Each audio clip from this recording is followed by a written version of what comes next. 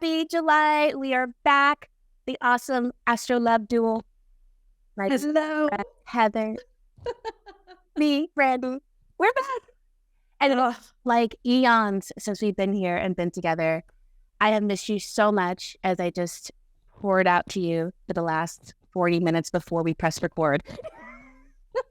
My life, Guys, we had a really good kiki. We did. My life has had a huge void since our last session. If you didn't know, I was actually out last month, but Heather took the reins and it was an amazing, amazing episode. I am so grateful to be partnered with this beautiful woman who is so talented in so many different ways and just constantly surprises me. Love it. I love it. So, my love, why don't you fill us in, the world, on how things have been for you in June? Oh my God. Okay. Well, like real talk, guys, I've been unwell. I was just telling Brandi how I'm having to put myself through my own little like time out on Bravo because so absolutely it's so necessary. So I think I've mentioned this. I might have mentioned this in the last episode, but if anyone needs like a support group to detox from the scandal, if you're a Vanderpump Rules fan, a New Jersey fan, or a Summer House fan, or anything else, reach out because we need community now more than ever. And now that this is all over, we don't have to watch it anymore. We get our Wednesdays back. Let's lean in. We need to take a break from Bravo and start living our own lives again. My nervous system is shot. I can't handle it anymore. So that's where I'm at. But other than that, like life is good. I had no idea how serious of an issue this was. You know, addicts are really good at hiding and stuff. Seriously, like I need to check in on my other friends too who love Bravo and just make sure, like, did I miss something? Are you okay? Yeah, no, like I laugh, but there's actually like a lot of crossover. Like it was becoming like a real addiction. Okay. Oh my goodness.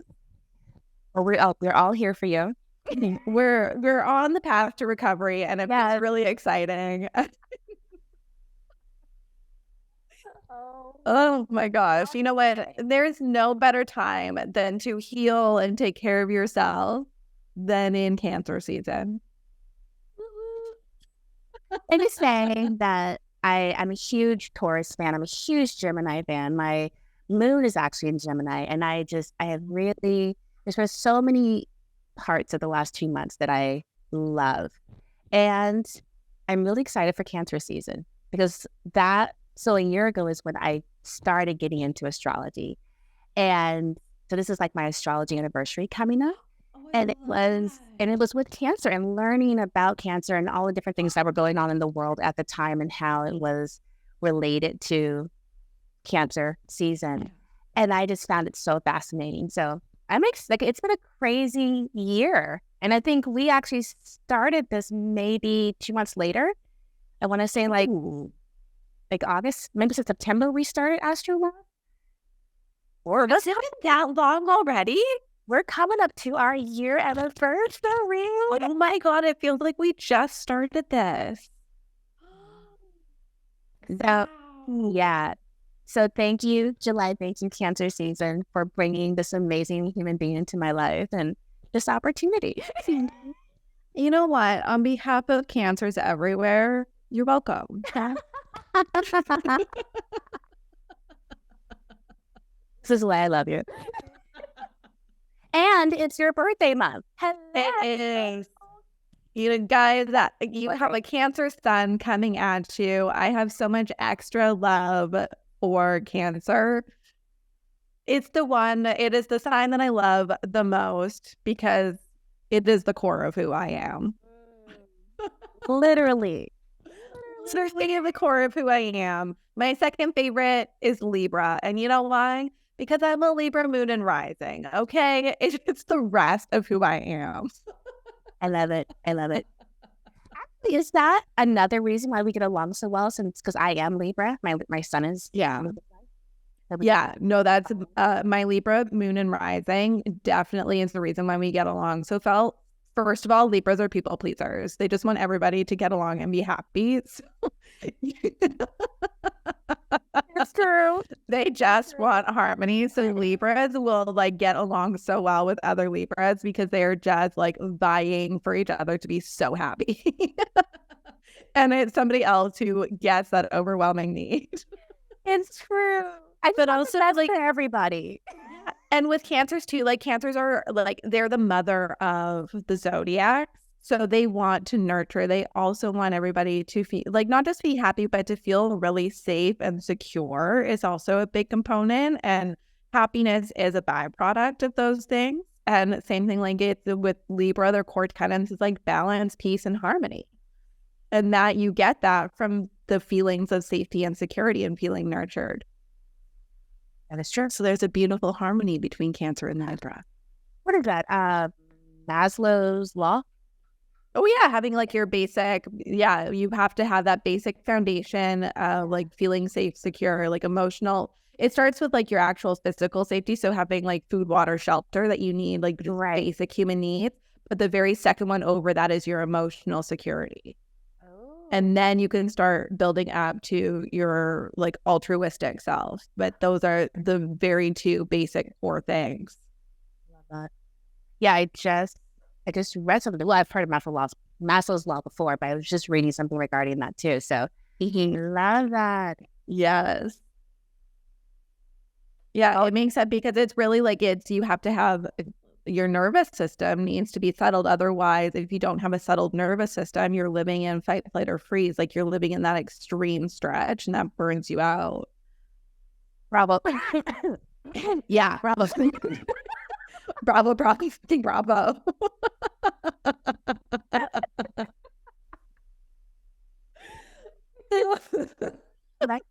It is the continual call out that I need to remind me I'm unwell. You are perfect. You just need a detox. That's all. And this is also like, you guys, I hope that you take this as permission to admit when you are feeling unwell. Also, even if it feels so ridiculous that it's because you've been too consumed by a TV show or an entire network, you can admit that you're unwell and then you take action to do something about it. You don't have to keep it to yourself. This is a safe space. This is a safe space. It's ridiculous. Like I'm laughing because it is true. Like I am not well. I have stretched my nervous system too far and I am aware of it. But I also can see the ridiculousness in it. So I can laugh and then I can do something about it because I don't have to beat myself out about it being ridiculous. It is ridiculous, but it also is. Just move forward. So here's your permission slip to join me. We can be unwell. We don't have to be embarrassed about it. We're human. It happens. It's all good. It's all good. Yes, it's fine. We'll all be fine. I'm just curious, was there anything astrologically in June that also kind of referenced this happening? Honestly, probably, but I have no idea. I was way too consumed. I was looking for any reason to justify my behavior. I was too consumed by it. Oh my goodness. Oh my goodness. Well, I'm glad that you pulled yourself out enough to get us ready for July and all the beautifulness that is coming.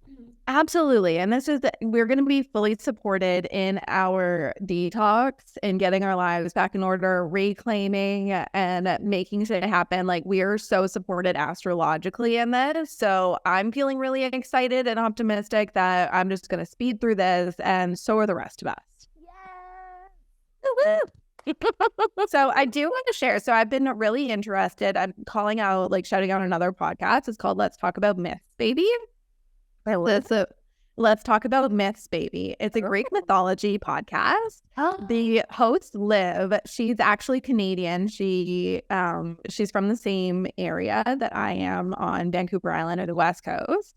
So I'm low-key going to try and stalk my way into becoming friends with her. I have a very like deep, profound love of Greek mythology and have since Disney's Hercules came out, like way back in the day. I was like, it's my favorite Disney movie is Hercules. When the TV show came out, like I was dying over it. And then there was a class in elementary school where we learned a little bit about Greek mythology, but to the point where like I've always just had like self-interest, but it was one of the electives that I took in university, and it was one of my favorite classes. I love it. Love it. So she like in the early days of her podcast did what she called like these mini myth episodes, and she did a series on the constellations and their link to the zodiac signs. Oh, right, because they have the Greeks to thank for literally everything in this world. Sure. So like every zodiac sign has a corresponding constellation in the sky, and those constellations were pointed out because Greek gods placed them there. So I was aware that there was a Greek mythology story to Cancer, but I never actually like took the time to actually learn what it was. And Cancers, it is I was so excited when it came time to learn about the Cancer. It was such a short, sad, little pathetic story that she actually had to save it and blend Leo and Cancer together. Oh, no. It was so disappointing. Oh, it's so not going where I thought it was going. Okay. It was so, I've just discovered this podcast, so I literally just listened to this episode on Saturday, which is why it's so, like, prevalent in my mind. So the story of Cancer and its constellation, according to Greek mythology. So what a lot of people, like, if your extent of the knowledge of Hercules' story comes from Disney, you've got like a real non-realistic version of what that story actually is. So Hercules was the son of Zeus, and Zeus' wife was Hera. But Hera was hella pissed that Zeus had Hercules, because Zeus was really like just like this big awful god who just went around and ravaged every woman. And then he came around in a really awful way. He was a major predator, awful god, cannot be overstated. And for whatever reason, like Hercules' mom, so like in the Disney movie, he like gets dropped down at this like old couple's house and they take care of him. Well, the actual story is that like Zeus raped that woman, and so she gave birth to Hercules, and Hera was super pissed about it. And so to try and appease Hera, she named Hercules, which the Greek name for Hercules is actually Heracles. The Roman name is Hercules. So she named him Heracles to appease her, but that just pissed her off even more. So Hercules does go through his journey of having to defeat all these monsters in order to like cleanse himself.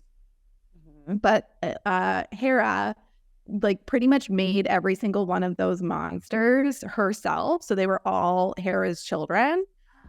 That she created with the sole purpose of killing Hercules because she didn't want him to complete his tasks. So there was the Nemean lion, which is the Leo constellation. He had to defeat Leo, the Nemean lion, which became the constellation for Leo. But she also, there was that like water monster thing where I can't remember what it was called, but Hercules, like in the movie, like slices its head off and like two more, the Hydra. And it like two more grow back. So then there's just like this monster with like 1 million heads. So it was around that time when he was like battling the Hydra, and he killed the Hydra to give it some time to like bounce back or whatever. She sent this giant crab to kill Hercules. And then Hercules basically like just stepped on it and crushed it immediately. And then so to honor the crab and for like giving it its best shot, Hera tossed him up into the stars, and that is the Cancer constellation. That is short. Like this poor giant crab stood no chance against Hercules whatsoever. I don't even remember the crab showing up in the Hercules movie. I do vaguely remember a crab in the Hercules series. So, but yeah, so that is the Greek mythological connection to Cancers, was a giant crab that was sent in to kill Hercules, but Hercules basically just stepped on it immediately, and it served purpose for maybe 4 seconds. Oh, but my goodness. Was honored by being placed in the stars. There we go. Carrots. So that's our story, Cancers. And I think that'll be something fun. Thank you. Right. We'll talk about the Nemean lion next month for Leo, because the Nemean lion is a little cooler. That is really it. That's it. That's legit the story of Cancer. Wow. Yeah, I got so excited. I was like, oh, she's going to talk about Cancer, and it's going to be like this beautiful story. And I was like, no. The story is basically about the Hydra and the Nemean lion, and then just in between. Right. Okay. But your story is way cooler. Way cooler. Okay. You don't need that measly little Greek story. No, but I think it's just, I think like something that we can take from that. So Cancers we're infamous for having this wall up, this shell to try and protect ourselves from our vulnerability. And the only thing that shell does is really hurt ourselves. So I think this is like a great example of being able to look at us and really thinking like, how much does that shell actually protect us? If Hercules can squash it just like that, what are we doing with ourselves? Right. That makes a lot of sense. The shell, we think it's armor, but it's not. And there's a takeaway for you. Mic drop. That's a good point, though. More than armor, but it's not. Okay. Tell me more. Right. Let's get into some fast facts, shall we? Yeah. Okay. So Cancer, the season runs from around June 21st to July 22nd. And the symbol for our dear Cancer is, of course, the crab. The ruling planet is the moon, which is why Cancers get such a bad rep for being moody as hell, because our ruling planet changes zodiac signs every 2 to 3 days, okay? So we're experiencing new sensations every 2 to 3 days. You'd be moody too if you had that little stability going on in your life, okay? Oh, we're good. Oh, just a quick question. Yeah. Rewind back to our interior design conversation. Yes. Could that be why you seek excitement? I was excitement, but like something new, like a new sensation. It is why I have such a fixation on changing sensations in my home. Gotcha. Okay. That makes sense. And why I have such an interest in decorating the home and making it feel right, because I can't function if there's something not feeling right in my home, because for Cancers, our home is like so important. And whatever home means to you is what is going to be so important to a Cancer. Awesome. We're homebodies, we're nurturers. We need to have that like oasis for ourselves. For some Cancers, home is in other people. For some of them, it is the place in which you grew up. It is the place you're at. It's where you feel at peace. It might be your actual physical home, but it is wherever home means to you. That is something that you're always paying attention to and like hyper fixated on. I love that. So the opposing energy for Cancers are Capricorn. That's our opposite sign on the wheel. And fun fact about me, the other half of my chart lives in Capricorn. Does that work? Almost all of my outer planets are up there in Capricorn. Oh my goodness. Yeah. So that's been really interesting for me to work through my lifetime. How do you feel that or experience that? Oh, there's been a lot of opposition literally in my life where I'm constantly feeling like I just want to like be really like in my feelings and experiencing and like really nurturing, licking my wounds, being more spiritual, stuff like that. But at the same time, having this real like hard edge drive and determination for something bigger, working towards something, doing things the right way, super structured, but also really needing the fluidity. Yeah. Trying to find the balance between those two things has been a real nightmare. I can imagine. Yeah. But it's really funny. I in university, I took a branding course and we had to come up with our own personal brands, which included a personal tagline. And I got that it like came to me instantly, and it was unconventionally pragmatic. And I had no idea what it meant or why, but I just always knew that I felt very unconventionally pragmatic. Like pragmatism was in my core, but there was also like a very different approach to it.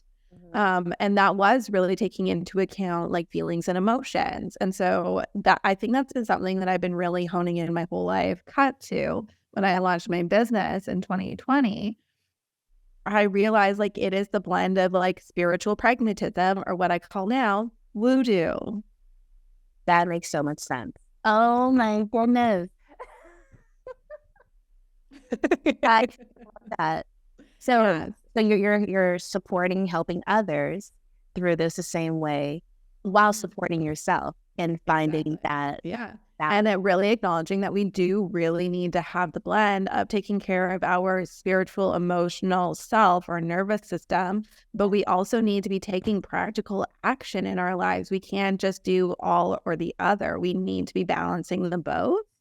And it really, like, if you look at my chart, it is written in there that this is what I'm going to be working towards and what I'm trying to provide for people. Wow. It is my purpose that I'm serving by figuring this out. It's got chill bumps. I think I love that. It's like, again, with astrology, human design, gene keys, numerology, it's like the information is there. Yeah. However it is that resonates with you, it's there. Right. And you get to interpret it. Ah, I love it. Okay. So the quality of the energy for Cancer is cardinal, which means that they're fire starters, they're initiators. They are the ones that have like, similar to human design, it would be like generator energy, like workhorse, like get shit done. And that's the same thing for Capricorn. So there's a lot of real push of like go, go, go energy. We're here to accomplish and do things. We're here to get the ball rolling. The element is, of course, water. And some traits that you'll find in Cancers are caring, nurturing, enormously protective, very, very sentimental. We are a sign that lives in nostalgia. It is gorgeous. I go nuts for nostalgia. My favorite Instagram accounts are like the 90s nostalgia. Like those accounts, I go nuts over them. I love looking at like at old photo albums. I actually on Saturday I was babysitting my nephew and we came across his dad's photo albums. And so I got to go through them with Mason, and he loves looking at photos and stuff, of course, because he's a Cancer too. So he loves like looking at like family history, like looking at old photos and stuff. Like it's just, we're nostalgic beings, very empathetic, very intuitive, very psychic, loyal, very, very cautious. We are very risk adverse people. we want to make sure, because again, like the core of what Cancer is looking for is safety and security. Right. And if we're going to be taking risks, we're really putting safety and security into question. So making that, we want to take very, very calculated risks to the point where we may lean more towards not taking the risk. But very tenacious, very private. There's that crab shell coming into play.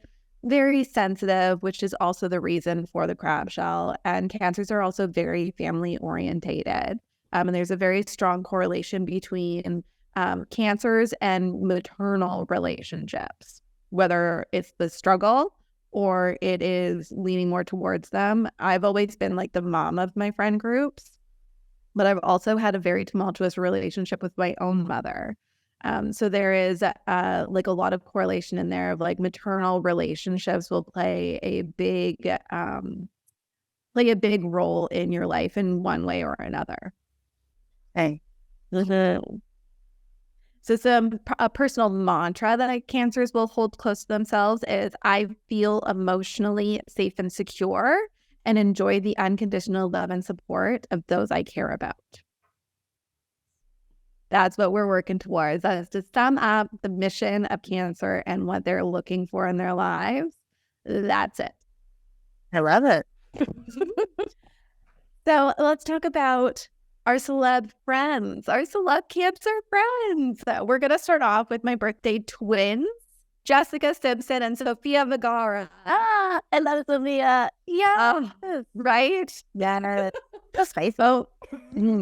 Very. Jessica J. Sim, my gosh, I have loved her my entire life. I don't think that she got like enough justice or credit during her career. But Lord, did I love her. The like chicken of the sea of it all, that crocheted shawl, the Newlywed Show, their weird Christmas variety show, like everything. And now she's got like a fashion empire. We're here for Jessica Simpson. And Sofia Vergara, like she's a comedic genius. She's sexy as hell. Gosh, we love her. I will say I read an amazing article about Jessica Simpson a few months ago. She was on the cover of Fortune magazine. And I knew there was more there than what we've seen. But after reading that article and about this empire she's built, and she's so intelligent. Hell yeah. She is the vision that we had of her, of like the dumb blonde, was really a byproduct of the time in which she became famous, where it was in like the early aughts. And it was the same time, this is the same thing with Britney Spears, where we decided, some old white man decided that she was going to be this one-dimensional thing and create a whole narrative. And then the media just took on and ran with that. Exactly. Jessica Simpson she's a human being. She is so much more than just one thing. But it was like one comment and then just like taken off and blown up into this whole thing. And there was nothing that she could do to get away from that. Yeah. And so, yeah, it's just, we did women real dirty. That is true. We did women real freaking dirty. Okay, for Jessica Simpson. Justice for Jessica Simpson. If there's nothing else that comes from this podcast, justice for J. Sim. Yeah. Chris Pratt is also a Cancer. My girl Meryl Streep. My man Nick Offerman. I have such a love for Nick Offerman. Specifically, Ron Swanson. Oh my goodness. If you've never heard Nick Offerman laugh, go and YouTube it. He's got the funniest giggle. It was always my favorite part of Parks and Rec. But that is a man that I absolutely love. Ariana Grande is another Cancer. Same with Khloe Kardashian, Missy Elliott, Barbie, aka Margot Robbie, queen of my absolute freaking everything, Miss Pamela Anderson, my local icon legend. We're from the same area. Like, she grew up like in the town literally right next to me. I didn't know that. Yeah. She is Canadian. She is not just Canadian. She's from Vancouver Island, and she is from the town who is like literally right beside me. Oh my goodness. That's really cool. Lindsay Lohan, Jane Lynch, my 90s rom-com heartthrob, and probably the reason why I'm still single, not to put all that on him, but Tom Hanks. He set the bar so high. Oh my goodness. Sandra Oh, Will Ferrell, Lana Del Rey, Mindy Kaling, Lil Kim. And my maybe wildest celeb crush, Larry David. Okay, that is wild. Really? Legit, like he's not even a crush. Like I'm legitimately like attracted to him. Oh. Okay, we'll say that for our next conversation. That is a good lineup. It's all over the place. I am surprised by Little Kim though. I'm not getting any sort of Cancer vibe from her at all right now. But twisted. Cancers can be the little freaks. Okay. We'll leave it right there. Before I have to put any more confessions out there. Confess to being attracted to Nick Offerman and Larry David. It's called range. I'm going to use that next time. Okay, so some things for you to expect during Cancer season. You're going to want some big time nostalgia feelings. I don't know, like I think summer is a big nostalgia time. Like it's a time where we're constantly looking at like things that bring us back to childhood fun.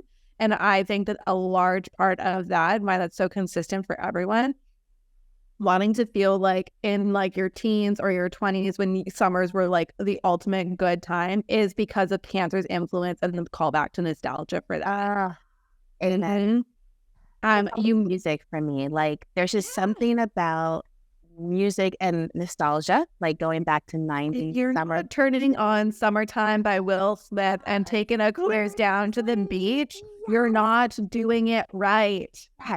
Yes, thank you. That makes so much sense. Mm-hmm. Oh, yeah. You may be feeling like a big activation towards a cause, taking on some activism or some personal liberation.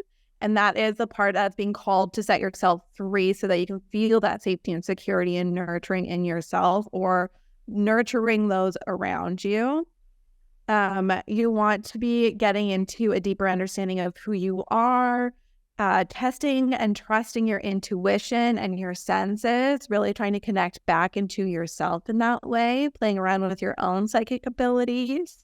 And settling into really what feels like home for you and how you can feel really safe and comfortable and relaxed, having barbecues at your house, hanging out with your nearest and dearest, creating that real quality time for the people who you really love in your life, but also making sure that you're creating space for yourself, feeling like you want to actually use those personal days or your vacation time so that you can just go to the beach or go in your backyard and sip on a nice coffee and read a book.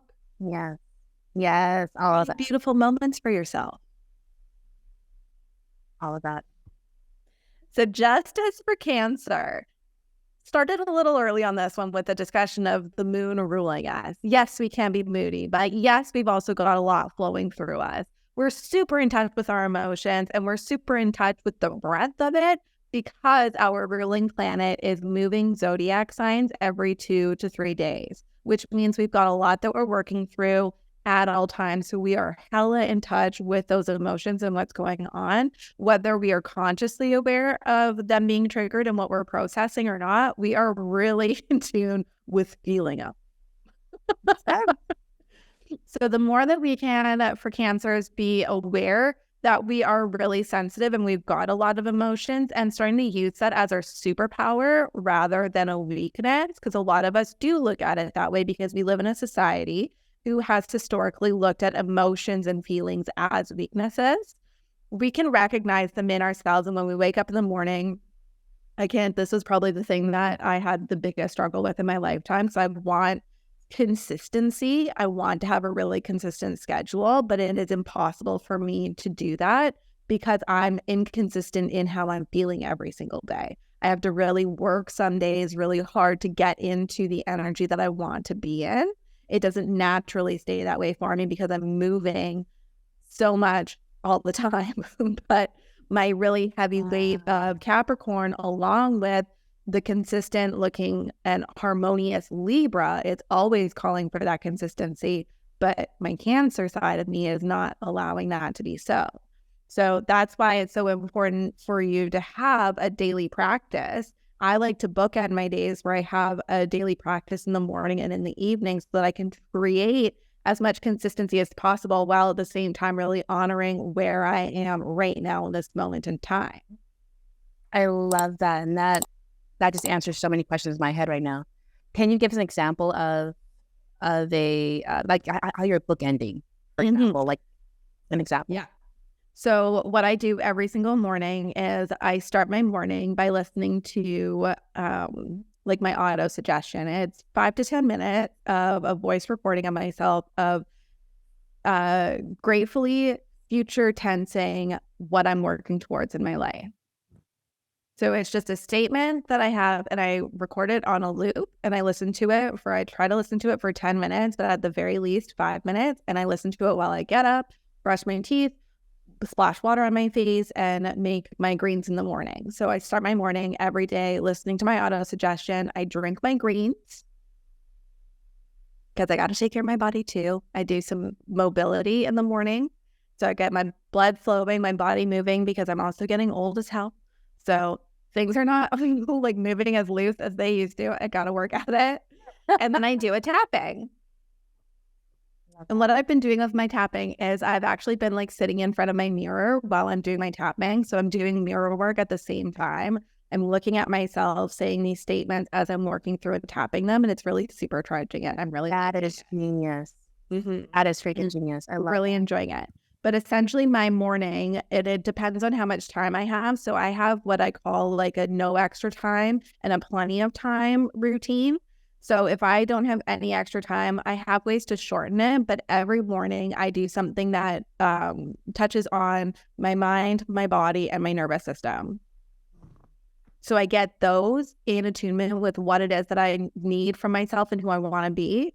So I can really wire myself into that and get into that energy. And when you take the time to do that, even if you only have like 10 minutes, doing something that touches all three of those, that will just like put you into that. It'll be so much easier for anything that comes at you in the day for you to be able to access the way that you are feeling in the morning. If you don't do that, it's so much harder for you to access it. So like I could have my whole day go awry, but I know how I felt just a few hours ago in the morning, so I can stop and be like, okay, clearing the slate. Like I got a lot of shit going on today. This isn't how I wanted to feel. Let me take a second, remember how I was feeling this morning and anchor back into that. And then I can tackle and clear out whatever mess has come up in front of me and keep moving forward. So that's why it's so important to start your day in that way. And then at the end of the day, what I really like to do is to make sure that I have an Apple Watch, so I make sure that I've closed out my rings, that I've taken as close to 10,000 steps as I can. So sometimes I will go and hop on the treadmill and go walk for an hour because I need to, or whatever I got to do. But I try and get as close to it as possible. But the thing, it's again, like I try to do something that is for my mind, my body, and my nervous system. So I will either do like a cord cutting so that I clear my energy from the day. Or I will sit and meditate, or I will read or do something that allows me to shut it all off. I turn my phone off. So I actually have my phone set so it like locks the phone up at 8 o'clock. So I don't have any more screen time. I don't watch TV. I will go have a bath. I'll put my legs up against the wall, do something to bring the cortisol levels down, and then read and go to sleep. And I reflect on my day while I'm doing, like if I'm doing like the legs up or I'm in the bath or whatever it is that I'm doing, I reflect on my day and I think about the lessons that I've learned and what I'm grateful for. That's amazing. I love that. And I love how you said it, like it anchors. You know, like your morning routine anchors your day, and perhaps your evening routine anchors. It's the bookends. Yeah. Yeah. I find that the biggest game changer for me was when I started taking a night routine really seriously, because that really helped me. I used to be somebody who thought like I was insomniatic, like I couldn't sleep and I was just a bad sleeper. And then I was realizing just how burnt out and miserable I was in my life, and I started taking control of my sleep. And so I will, I don't have interior lights on past like 6 p.m., winter or summer. I will close my blinds by like 7 or 8 o'clock because I need to start winding my body down from the day and starting to disconnect. It's one of the reasons why I consistently do like an energy clearing or a cord cutting, because as a Cancer, I take on so much throughout the day and I have so many human connections. I need to knock it off. Otherwise, I will hold on to it. So I need to cleanse it. And sometimes it'll literally be, I'll go have I don't have enough time to have a bath. So I'll have a quick shower, and I picture the shower washing those connections away from me. So I'm literally cleansing myself. And I like to be efficient. So I will, as I'm doing those things, as I'm clearing my energy, I'm thinking about what I'm grateful for. I'm thinking about the lessons that I learned. I'm always in a reflection about how my day went. And part of that is so that I can think of how I can be better tomorrow. The intention is always for me to be a little bit better tomorrow. How can I show up a little bit better for myself? How can I take what I've experienced and learn from it and grow? I love that. So nothing is really bad or horrible. Even if it is bad or horrible, I can still take something good out of it and empower it to who I'm going to be tomorrow and how I can contribute. And then it makes it easier for me when I wake up the next morning to get into that energy, because that's the energy I went to sleep with. So you're already setting the tone for your following day. Yeah. So I'm consistently always building on that energy. And over time, it's these little practices. And it doesn't have to be anything that is really arduous. I'm really strict with myself about not being strict about my routines and what I do, because I need that flexibility, partly because I know that my energy can be all over the place because I'm a Cancer. I know I'm inconsistent with how I'm feeling. Mm-hmm. So if I give myself the grace, I can make sure that what I'm doing is ultimately getting myself to a certain place, a certain feeling, or a certain state of being. And then that can be the thing that anchors it. I can do something that's going to take me 2 hours, or I can do something that takes me 10 minutes. There you go. I love that. Cool. Right. And setting yourself up to fail, right? By putting too much on your plate, expecting too much, and then you can't do it, and then you beat yourself up, defeats the purpose. Absolutely. And I did do it that way. I did start by thinking that I had to have this, one of the first coaches that I had, she had this very long, very detailed morning routine that I had to do. It was 2 hours. And I'm I was feeling really great about it at first, but the first day that I wasn't really all into it, it felt like a huge chore and a huge undertaking. So then I didn't get what I needed to get out of it. And then I felt bad. I felt like a failure, or I felt like I just set myself up for having a bad day because it wasn't going to work, and I beat myself up about it. And then you know what? I had a bad day. Right. Because that's how I anchored myself. And I realized that all of these practices are to serve a purpose. They're all just tools. So pull the tool that you need in that moment. You got to meet yourself where you're at in order to get yourself to who you want to be. You got to use the tools that you can. That's a mic drop moment. Say that I heard somebody say last week, I'm going to butcher this, and now it's completely leaving my mind. But hold on. I think I wrote this down. But this is a flop part in this episode, let me tell you. Bear with me. While you're doing it, I'll just share that a few years ago, I went through a personal development workshop retreat.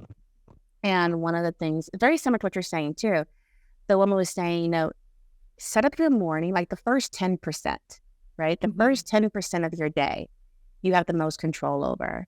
And so set it up to be successful, right? Do something for your mind, for your body, for your nervous system. Same thing you're saying. But think of it that 10% is setting you up for success. Yes. And whatever that looks like, it can be something totally different every day. But if you feel good about it and you're able to accomplish that and not stress out over it, not beat yourself up, that's the goal, just to feel good. Absolutely. Okay, so the quote was, do the best you can with what you have, with where you are right now. There you go. That's all you can ever ask yourself. That's it. Yep. And everything. Yes. in everything. And that's not to say, like, if you're in a bad mood, to meet yourself and allow yourself to sit in that bad mood. You allow yourself to experience that bad mood for as long as you need to, that is, like, doing benefit for you. But you don't have to live it. You can say, I'm in a bad mood right now, and I'm in a place where I don't have a lot of time and I don't have a lot of resources, and this is really testing me. So it is about acknowledging yourself in that moment and doing the best that you can with what you have in that moment to get yourself to where you need to be. Yes, 100%. So it's always rooted in moving the needle forward just 1%. There you go. That's it.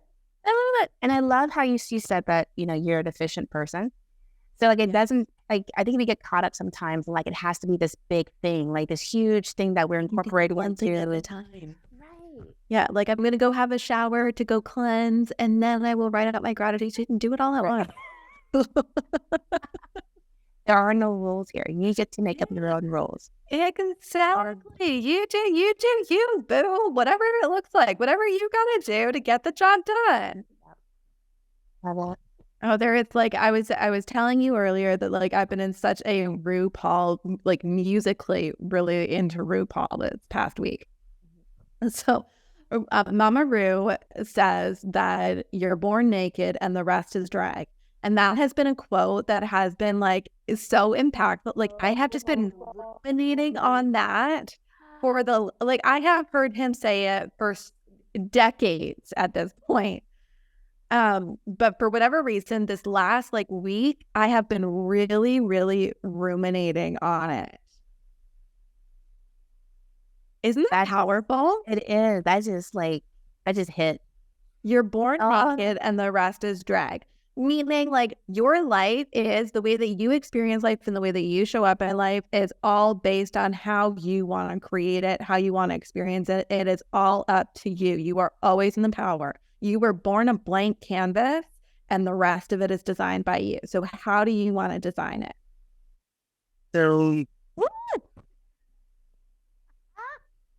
Oh, but just give me chill bumps.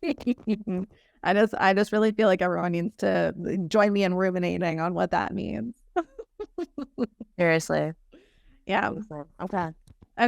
So Cancers, we're supposed to be, we're called overly sensitive, emotionally unstable. We got mood swings. And you know what? We just have easy access to all the emotions, the whole breadth of it. It's actually superpower. And the sooner that we can see that about ourselves, we not only can move through it faster, we can let people know ahead of time, listen, I'm having a day where I'm really struggling to manage my emotions and feeling extra sensitive today. So please bear with me.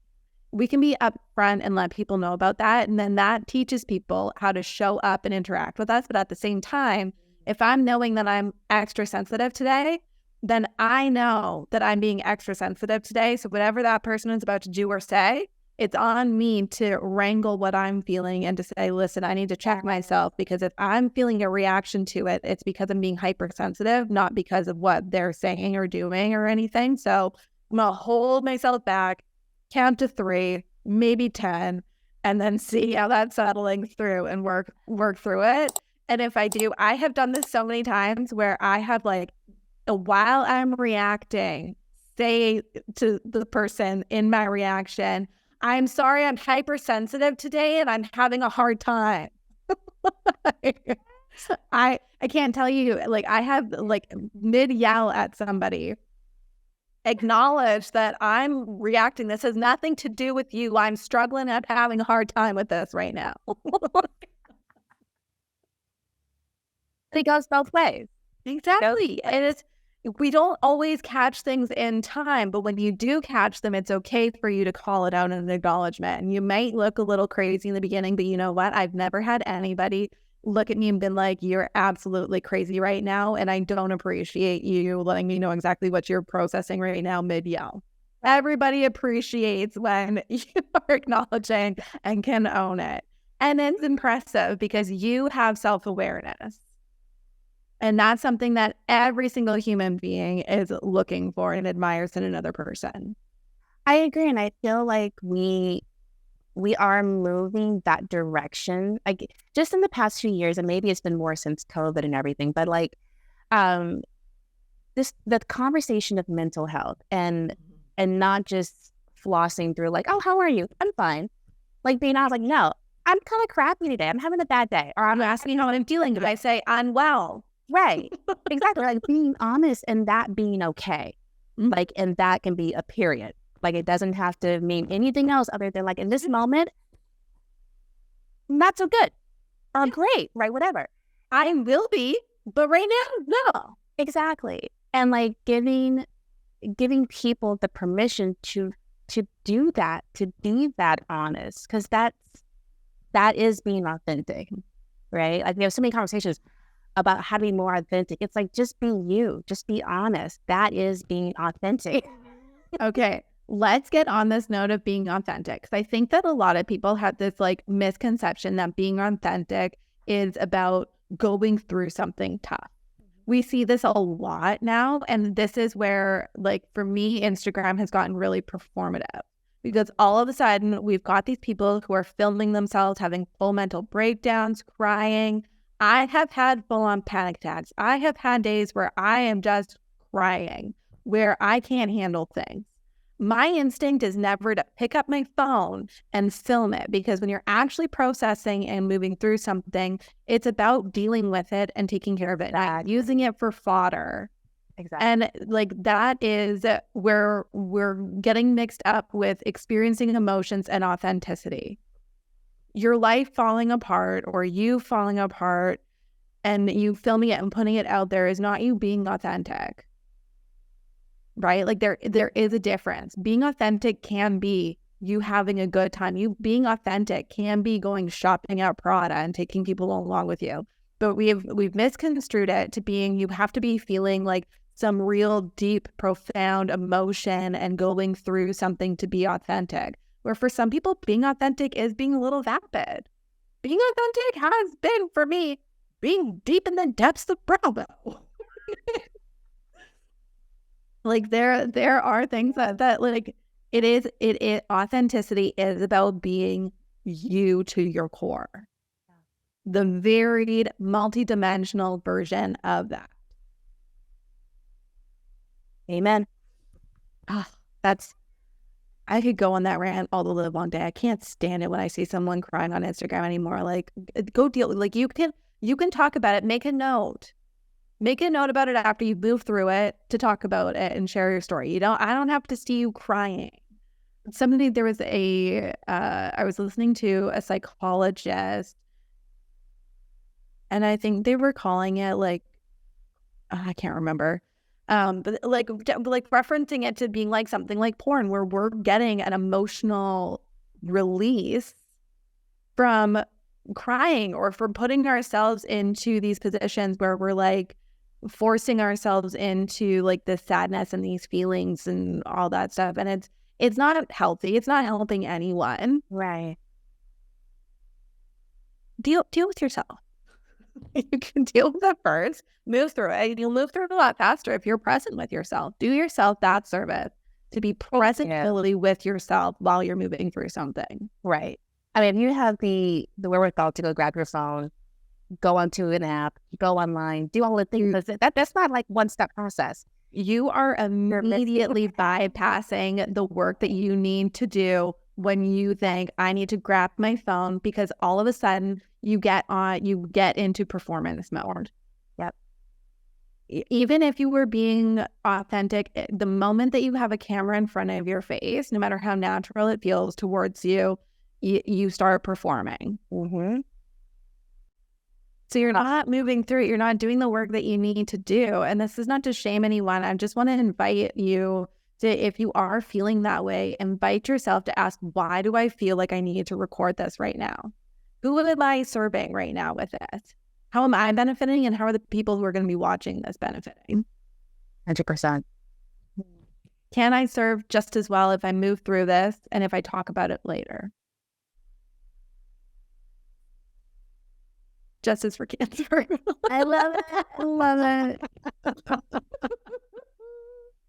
So that's all to say, like, this is when cancers get to a place where we can really see this moodiness as our superpower, we give like this whole rant. I don't even know how long we've been on this rant for. This is a Cancer who has harnessed this as my superpower. And I give people the permission to experience their emotions, to explore their emotions, to start questioning and allow themselves to just feel okay about being human. This is your platform. This is your platform. This is an actualized Cancer and her power, okay? Seriously. No, that was gorgeous. Beautiful.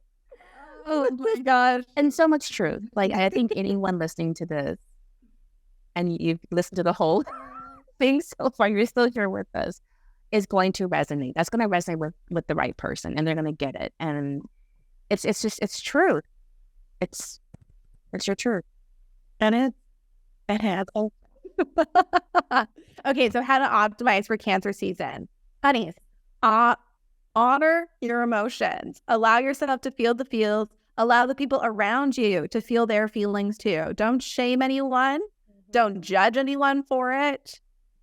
Or you can judge them, but don't project your judgments onto them or hold it against them, because this is another thing that I like get on my soapbox for is, you know, anyone who says that they don't judge anyone, it's like full of shit. We judge. We're human beings. We judge. But it's about whether you hold it against somebody and project it upon them and weaponize that judgment. It's completely different. Yep. I've always been the first to say, I will judge, but I won't hold it against you.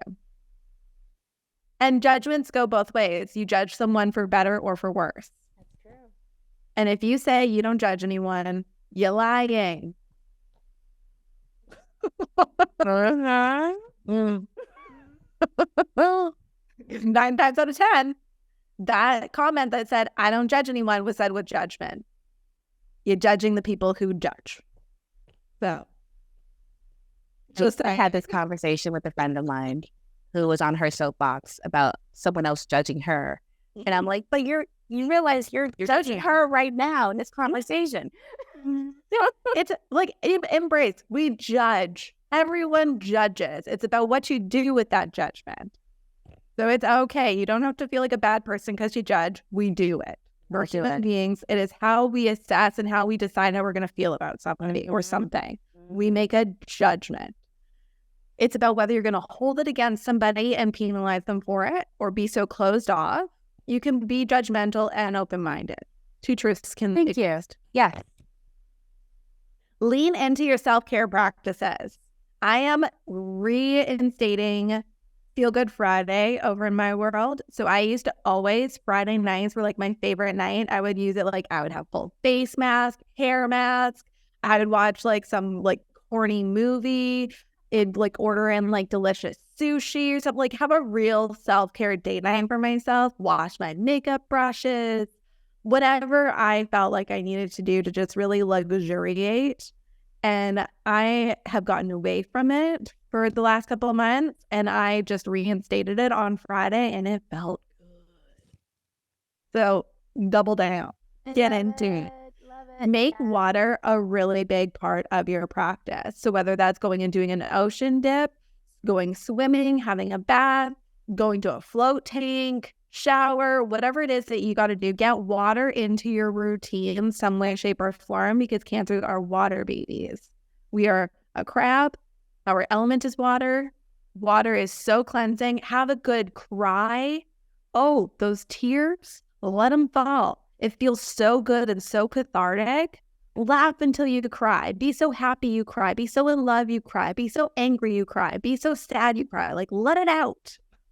When emotion. And drink a lot of water. Intake it. Create time for your loved ones.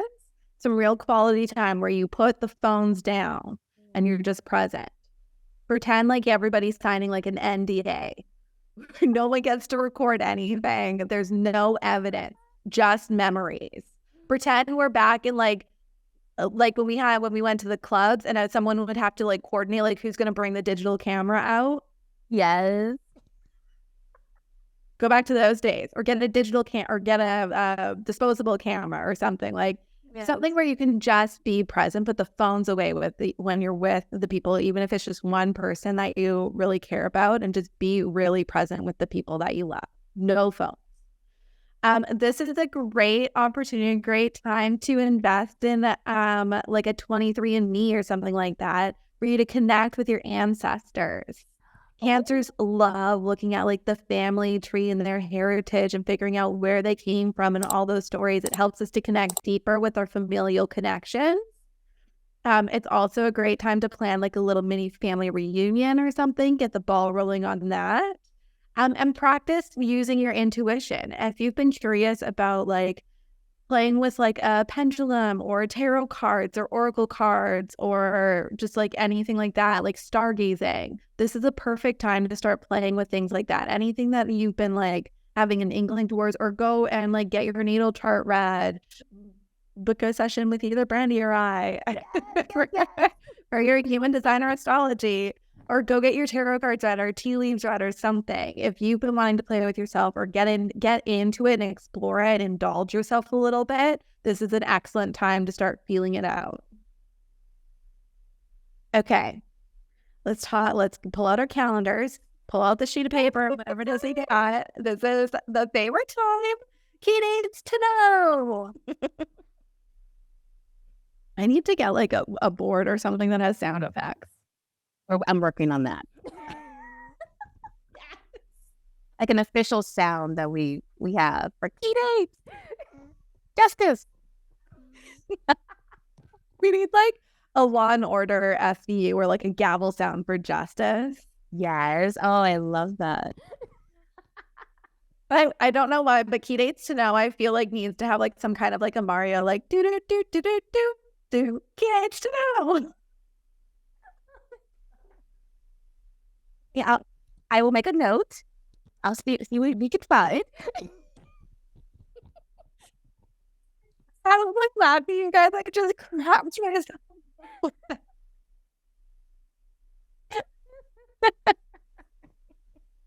That was so stupid, and I love it.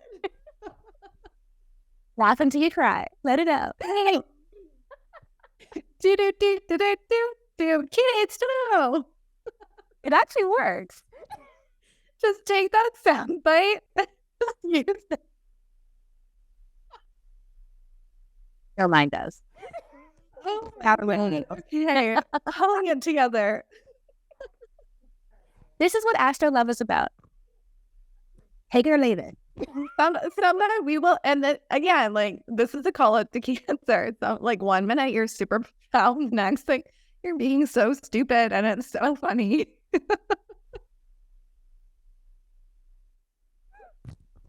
Love her.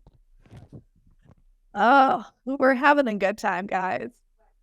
This is what we have awesome life, but we have a lot to catch up on. Yeah, this is what happens when we spend too much time out of each other's orbit. Cannot happen again. No, you can't leave me solo again. No, I won't. Okay. Dates. July 3rd, we have our full moon in Capricorn. So this is the time to do like your mid-year progress report. Go back and look at your New Year's resolution, and this like full go-getter, really like structured, get her done energy Capricorn is going to get you back on task. So this is going to be a moment where we go back and we look at what did we say that we wanted to accomplish this year, and look at how did the first half of the year unfold for us. Am I continuing to move forward towards my goal? Am I moving the needle forward? Did I get derailed?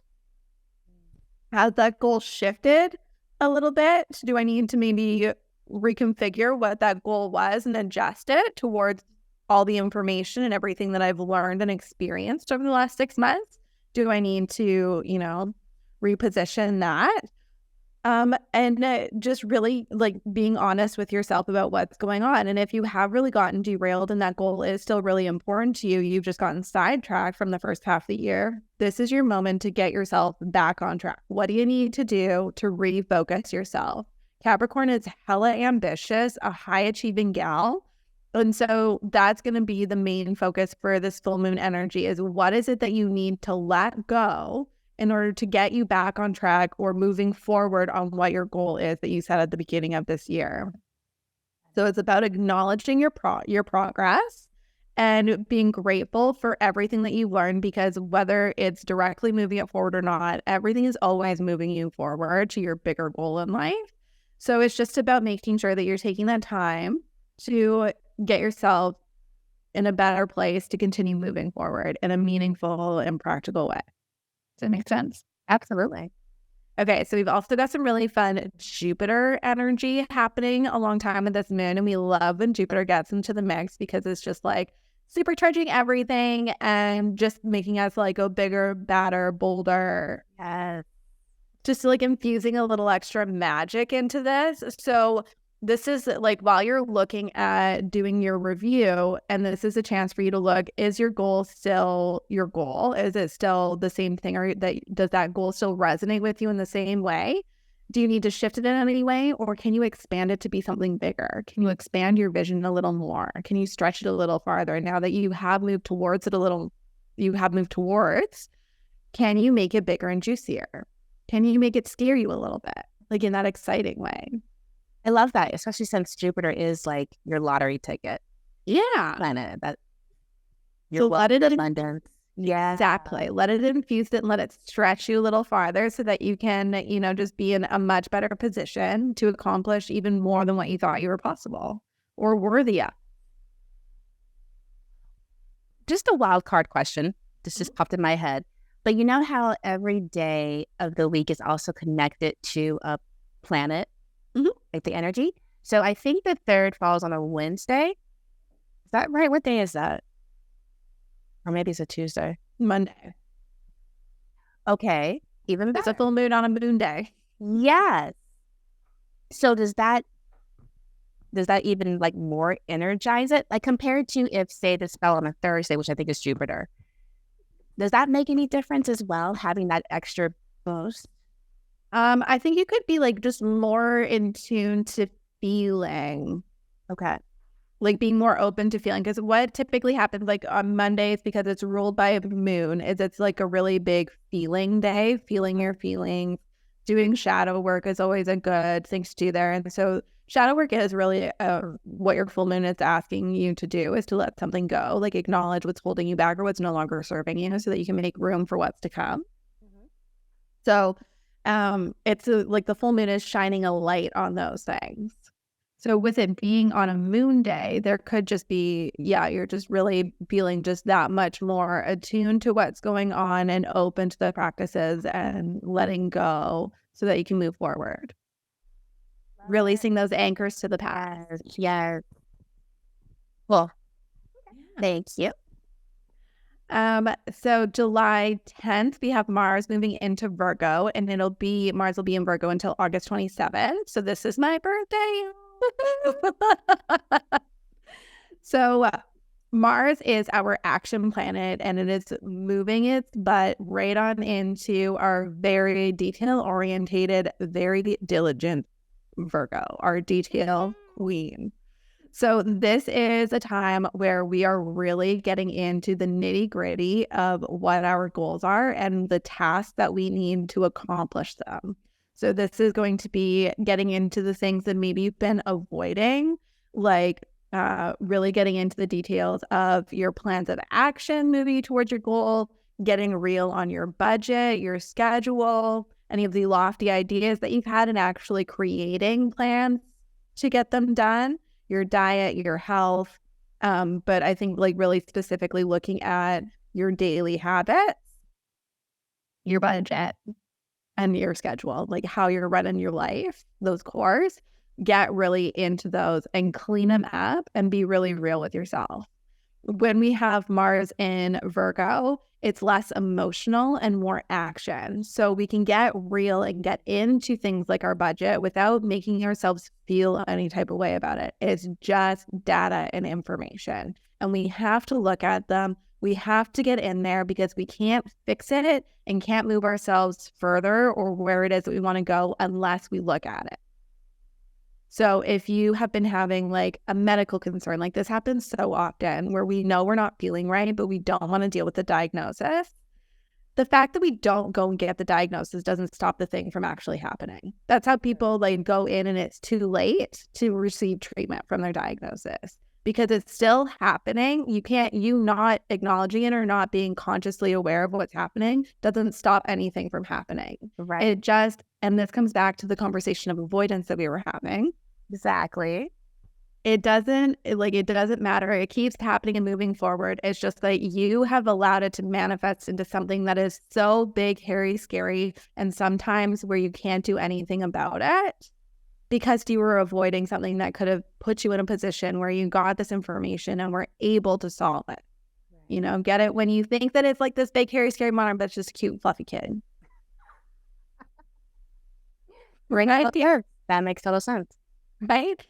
It's like, how many times do we see it in like cartoons and stuff where like there's like something coming up from the shadows and it looks like it's like this big scary thing, but then you finally like get a peek at what it actually is, and it literally is like a cute little fluffy kitten. Yeah. But we thought it was like this big, huge, scary monster. So this is the energy where it's like, what are the things that you have been avoiding in your life? And just go and do them. Just count to 3, count to 5, count to 10, and do it. This is my brother. This started with my nephew, like really, really young. Eric would go like 3, 2, 1, and then like Eric would do something just to make Mason laugh. But like, so from the point that my nephew was like an infant, Eric would do a countdown. And anytime that Mason hears counting now, he knows that something's going to happen. Either he has to do something or someone else is going to do something, but his attention is there. Yeah. And so if he's up on a ledge and he's like nervous to jump and you say like, jump Mason, and he doesn't do it because he's like a little nervous, and you go, okay, on 3, 1, 2, 3, he'll do it because he knows that there's that anticipation. So it's the same thing with us. Like if there's something that you've been holding yourself back on, be like, okay, on the count of 3, I'm just going to send that email. 1, 2, 3, and just throw yourself into it. You can make that action if you want to. Sometimes I do it. We just need to get that momentum physically going. Sorry for anyone watching this video and it's like I'm lunging at you. No, I love that. And that brings me back to like Mel Robbins. Yeah, it's the 5-second rule. Like that was huge for me when her book came out. And like just, 5-second rule, countdown, 1, 2, 3, whatever you need to like generate action. Yeah. It is the same thing with your daily practice. Whatever you need to do to get the job done. Yeah. Don't judge yourself. Don't judge anyone else. You do what you got to do to get the job done. As long as you're not causing harm to anyone else or yourself, go do it, baby. So that's what Mars and Virgo is getting us to do. Virgo is looking at the details in what it is that we need to do.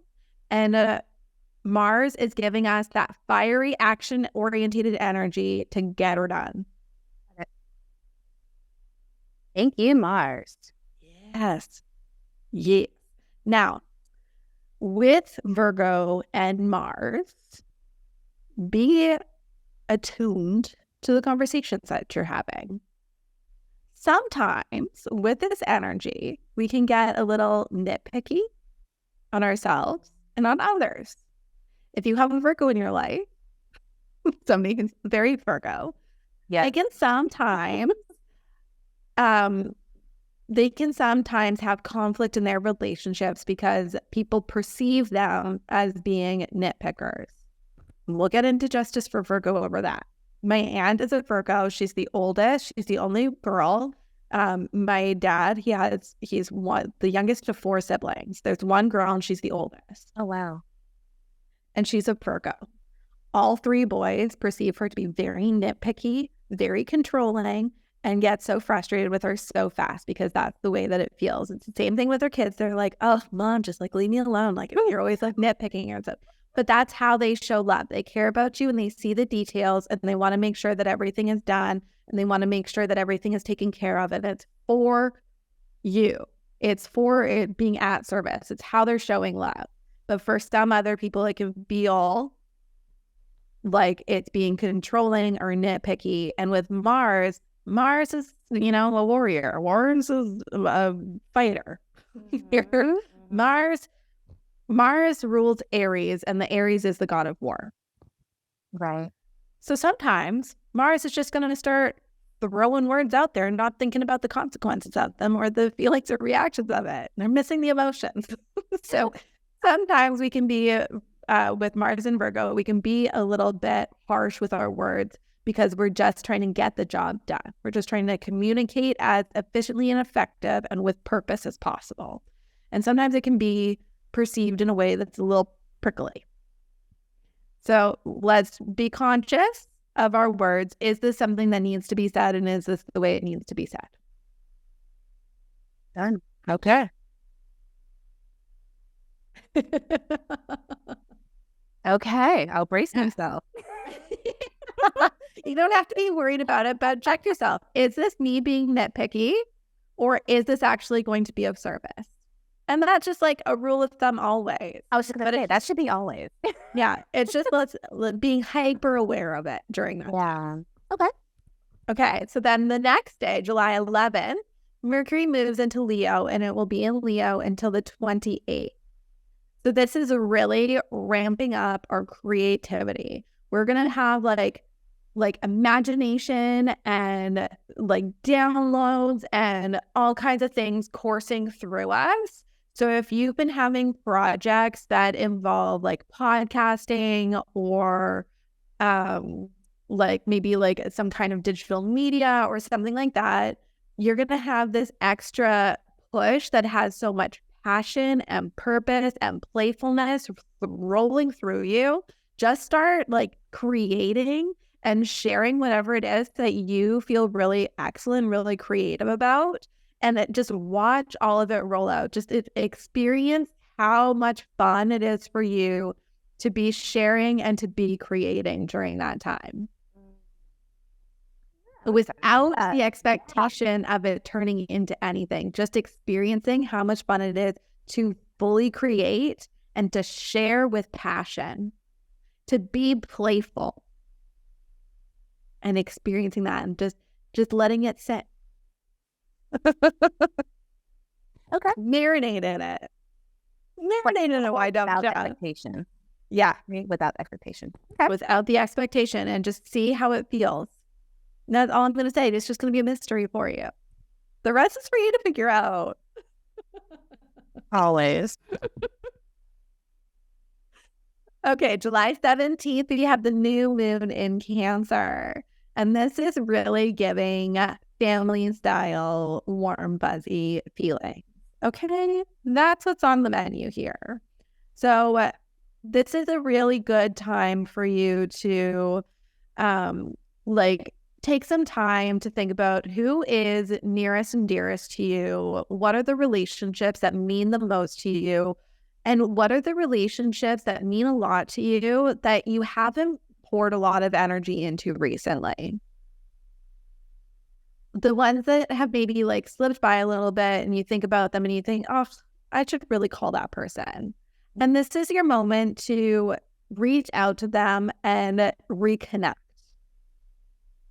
Get together, have everyone over for like a little games night, or tell everybody we're gonna have like a 90s nostalgia party, and we're just all gonna get together and have fun and be silly and pretend like we're kids one night, and I don't know, just something cute.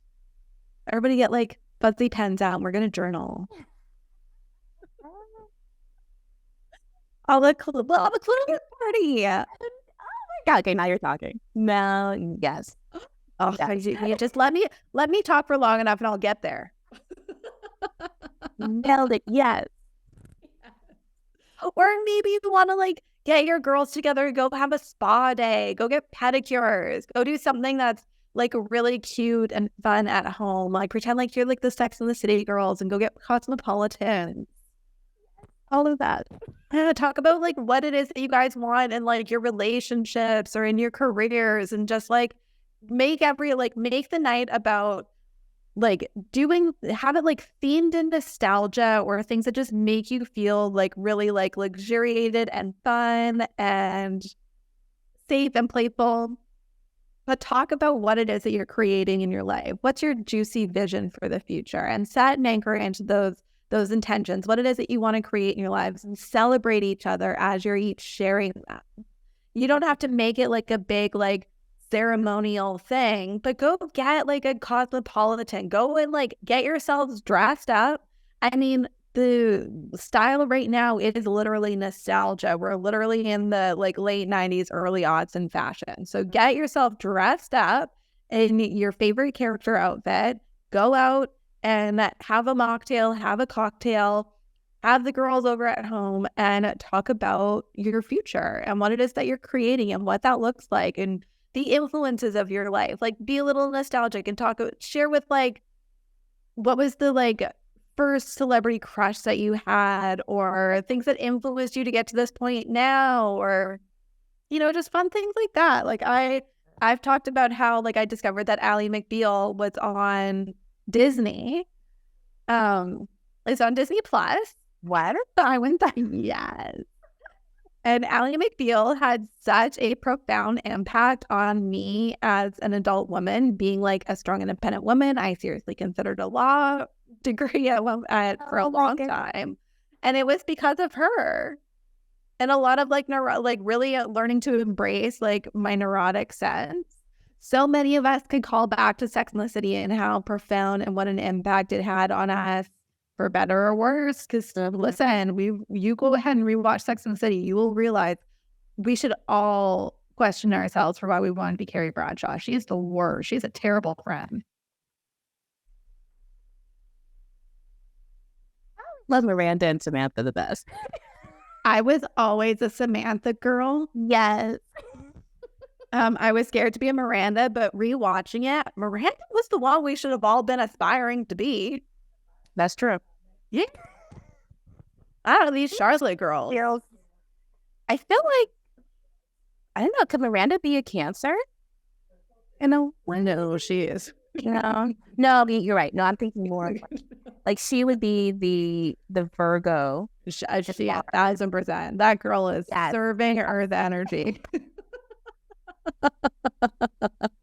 You're like, hell no.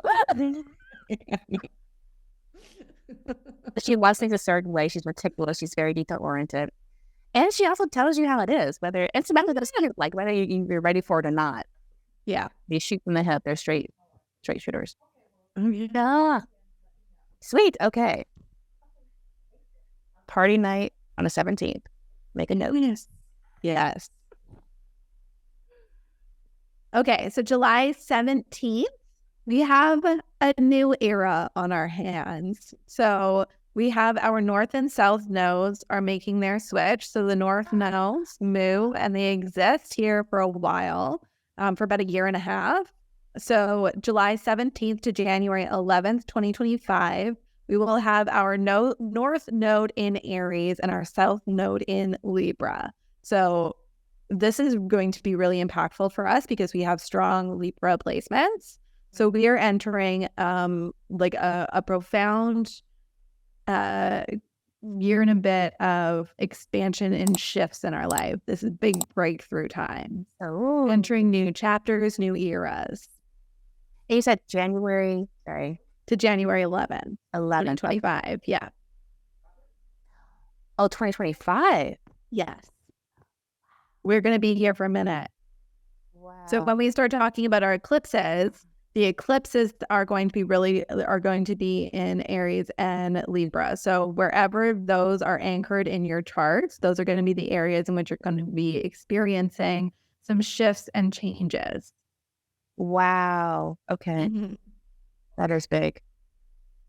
Yes. And Libra and Aries are really associated with our relationships. Libra being really associated with our interpersonal relationships, and Aries being really associated with our relationship within ourselves. Interesting. Yes.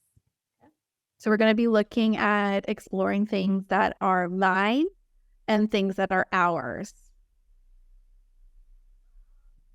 Oh my God. Okay.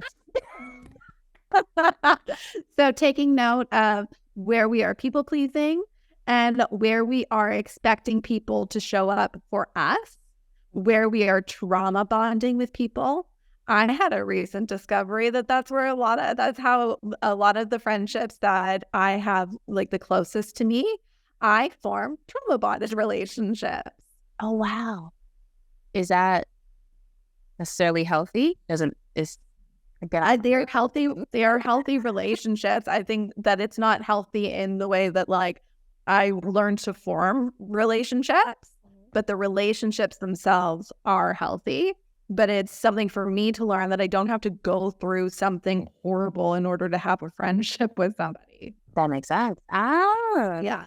But it's like we do this a lot, like with our work friends. A lot of times we make work friendships because we bond over misery at work and suffering. And if there are people that we work with who are not, we're going to happy hour and we're talking about like how awful work is and stuff.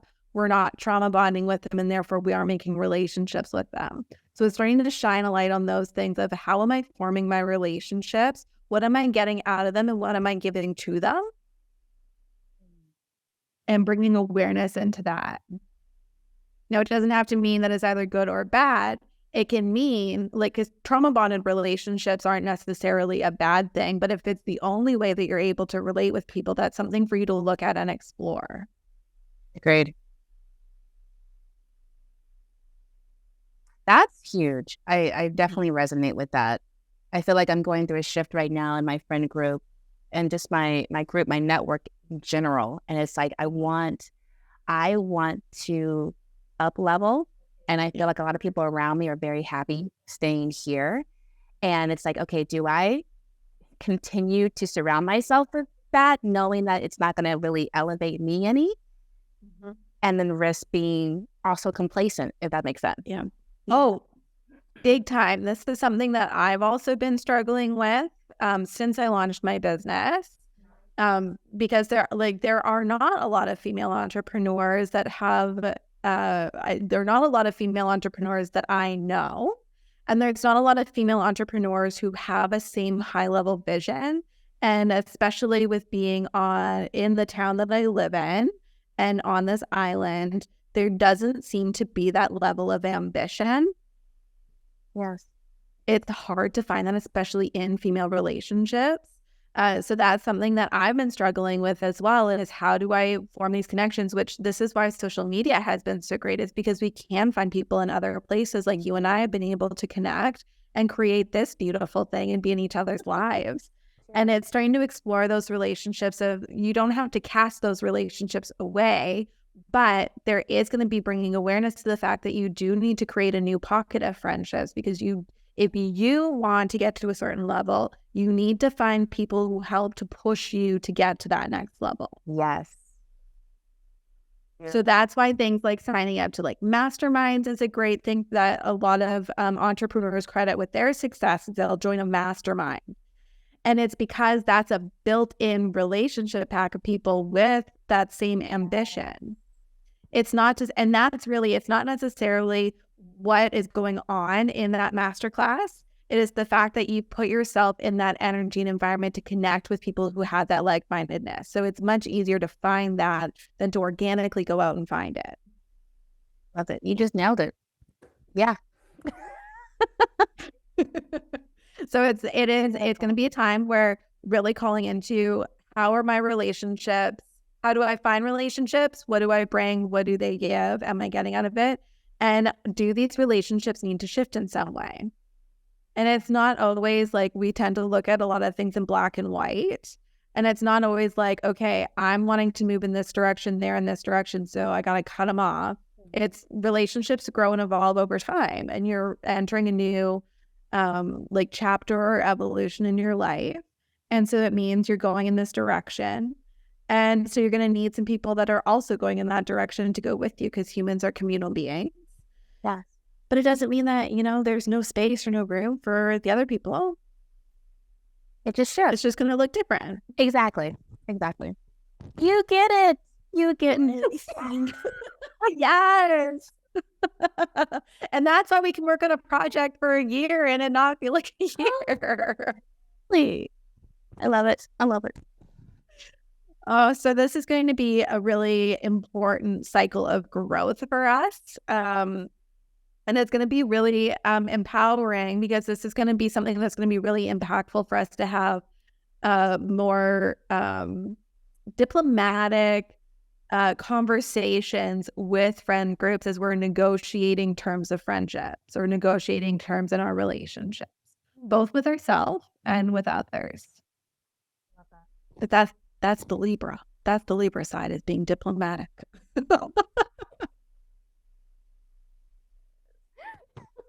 And this is something that a lot of people experience most prevalently, especially with female relationships.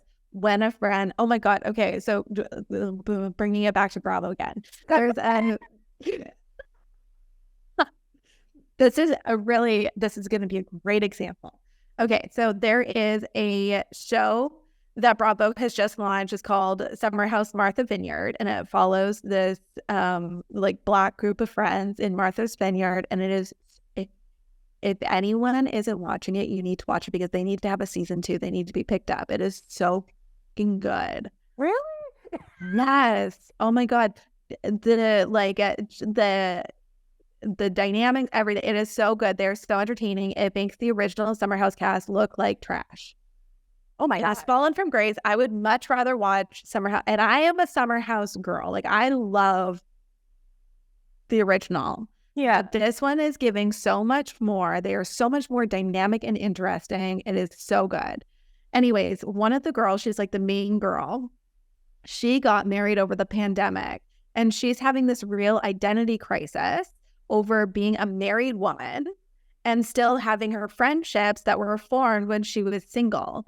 And she seems to be struggling more with, how do I be a friend now that I'm married, more than her friends are having a struggle of how do we be friends with her now that she's married. Right. But it definitely is a thing. But she's going through this where she thinks that there is a big correlation between their perception of her. It's very fascinating. But this happens a lot with dynamics when our friends get married and or our friends start having babies. Yeah, it's 100%. Because priorities start shifting. And so there is an identity shift. And so it's figuring out from both sides, what do we need from our relationships to stay connected with each other? And how do we show up to best support each other now? Because there are shifts and changes. And so it gets a little bumpy, and these relationships become a little tumultuous. And there tends to be like some fighting and stuff, and like abandonment things end up coming up. And it is very interesting, because it's very much this conversation that is very prevalent through the entire season. And it's very interesting.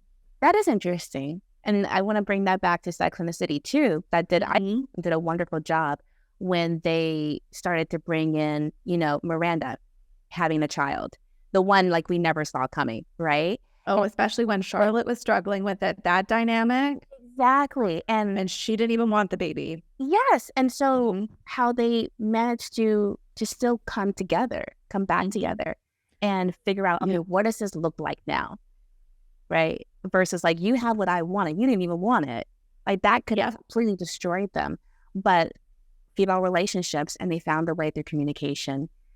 What does this new me look like now in this relationship? Both ways. Exactly. And there is like, as a single, I'm a perpetual single girl. There was a conversation that was had in one of the recent episodes where like, now that this girl is married, there's a lot of conversations and projections onto her friends about getting them married. And all of a sudden it's like, single's not okay to be. Or one of the girls, she has a boyfriend, a long-term boyfriend that she's very serious with, but it wasn't being taken seriously because the girl didn't see it as marriage material, or just like, she's never been in a committed relationship, so we got to find her like a better guy. So it's like this whole thing of like, there's both, all three of them are in these moments where they are projecting their own insecurities onto the other person and making it an issue where it's not an issue. And then they finally have a conversation about it, and it all comes clear, like, no, like, I am so happy in my marriage. I want you to be happy and feeling this. Right. And to me, that's through marriage. But if you're saying you're okay and you're good and you're feeling that in yourself, then I'm good. I'm happy for you. Yeah. But it could have all been avoided if we would have like just shared our words. Communication. Communication.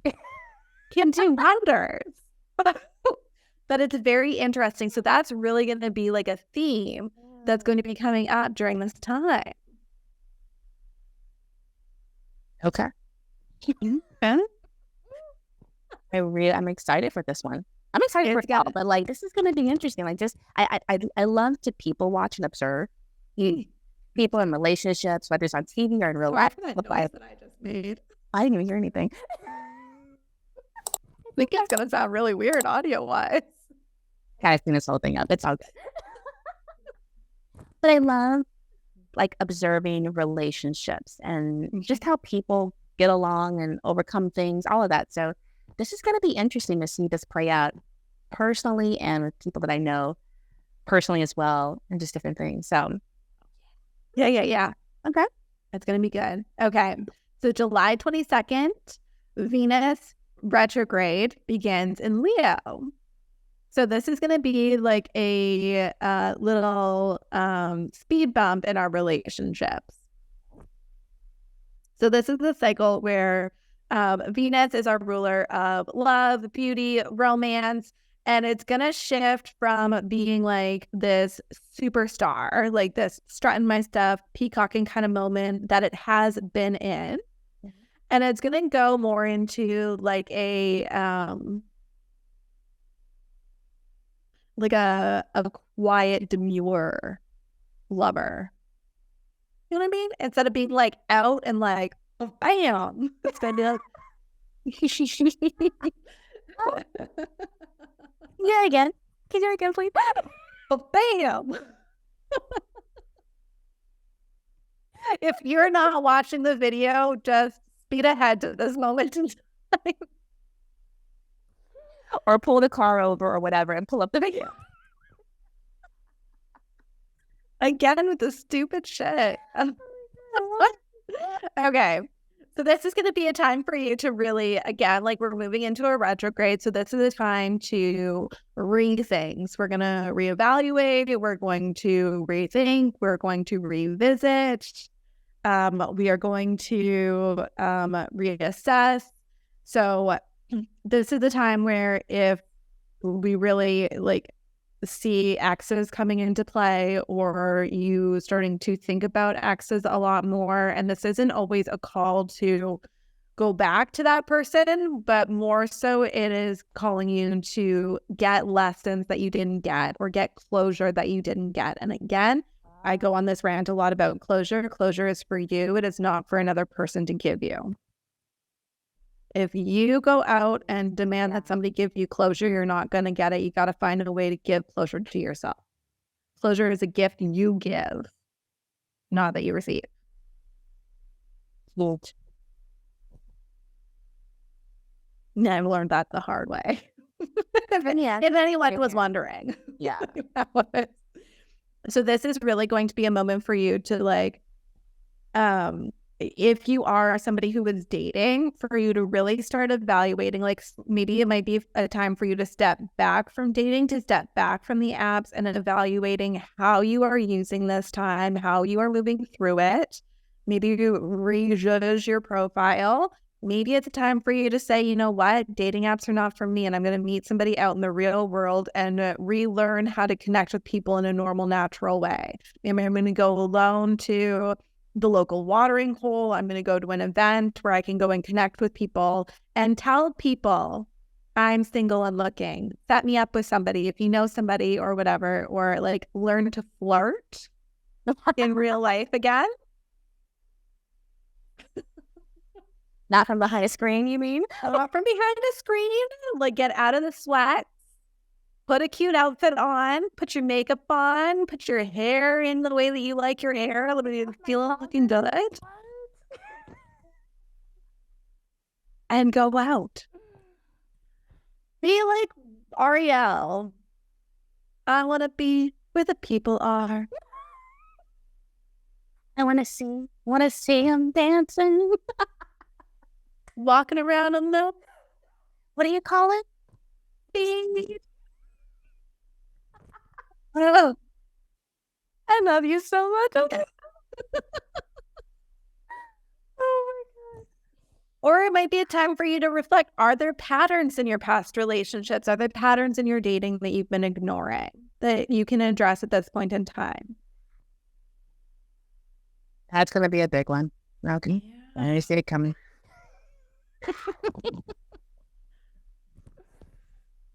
Okay. So that is going to be what's going down for Venus in Leo. And this is also a chance for you to also like look at how you care for yourself. How are you romancing yourself? Are you not? Like, I just realized that I was not giving myself those Fridays that I loved so much for my self-care. Right. Get back into those things, revisit those. How can you love and romanticize yourself?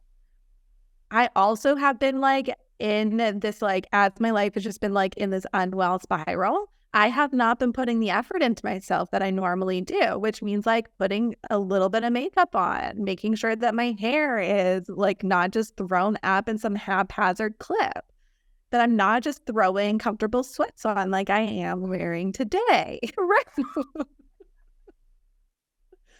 Putting a little bit of that into yourself. Yeah. For you to feel really good. And that might be wearing sweats for you. For me, that's not wearing sweats. So that's why I'm using that as an example. But it's about putting the effort into yourself to make yourself feel really good and how you're going to show up feeling really powerful. Like you can own anything.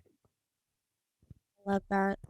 That's so important. I feel like just personally, when I like, it's very easy for me to get down and then just keep going down that rabbit hole, right? Yeah. Things compound.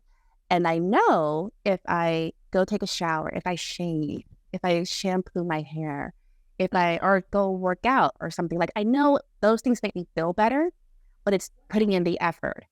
And they're always the first things that we push aside when those are the things that should be our number one priority. Yeah. Yeah. So it's going to be, this is a good time to start looking at your relationship to the things that you know make you feel really powerful and like you are the goddess of love. You are that goddess. And reevaluating the priority in your system, because you know if you go and move your body for even just 10 minutes, if you go and shower, I know that if I do not shower and wash my hair in the morning, I feel disgusting and slow and like a blob all day long. Yeah. Exactly. That has to be a non-negotiable for me.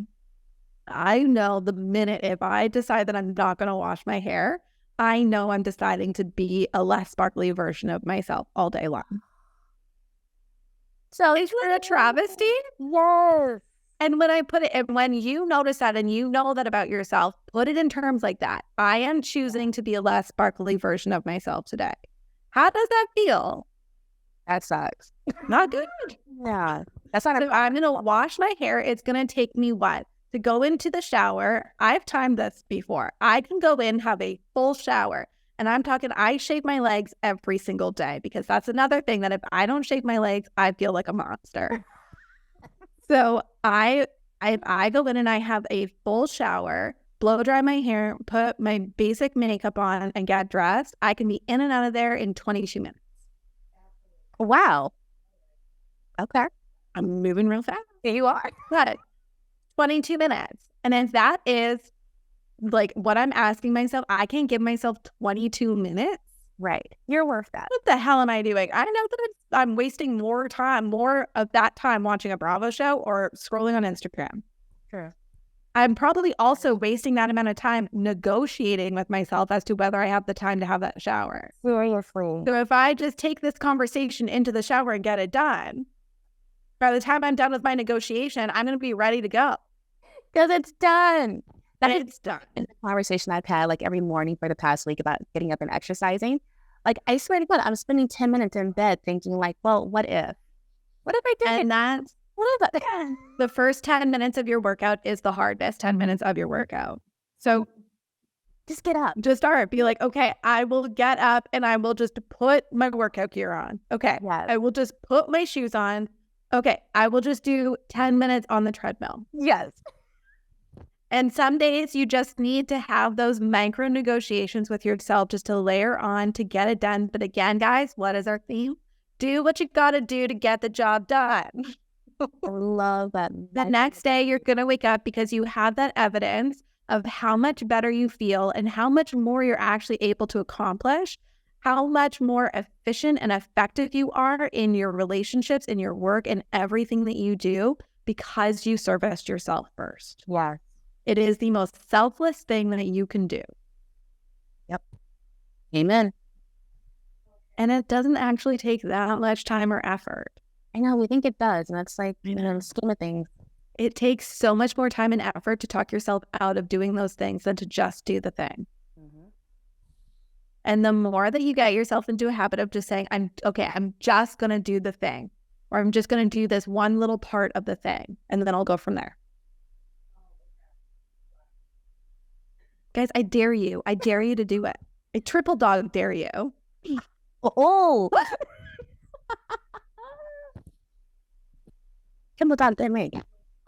I triple dog dare you. We'll do it. It's done. Oh, okay. That one is definitely going to highlight it. Yes. And if you need the motivation, you just slide into my DM and say, should I go and do the workout? And I will say, duh, go do the workout.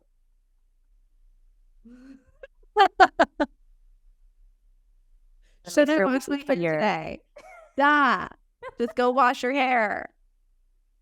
I'm going to make sure we put your Instagram handle right here. I'm so sorry. At the Heather Fisk.